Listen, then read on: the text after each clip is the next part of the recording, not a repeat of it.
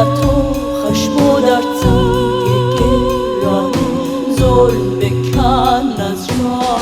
کس که آفریده دست توست، سه جهان و برترش فراننگ است.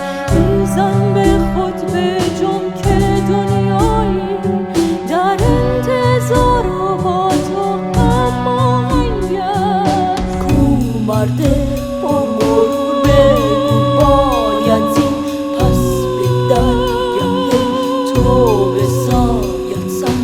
کو مرد غرور بگو خیزد که اینجا زن به جنگ تو میخیزد.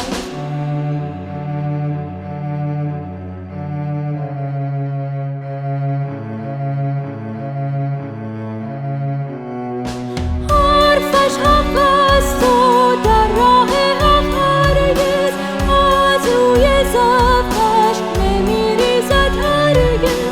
حرفش حق است و اسلحه‌اش هم فریاد خشم و درد به لب‌هایم. با مرد غرور بگو آن زن زندای برو نکشد پایش. با مرد غرور بگو آن زن زندای برو نکشد پایش. خیز از جای پی آزادی خیز از جای پی آزادی خواهر من ز چه روشی. خیز از جای که خیز از جای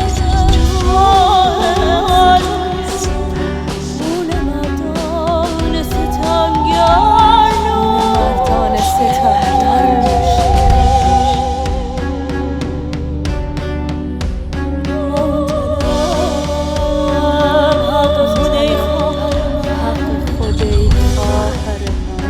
از کسانی که ضعیفت خواندند، از کسانی که به صد حیله و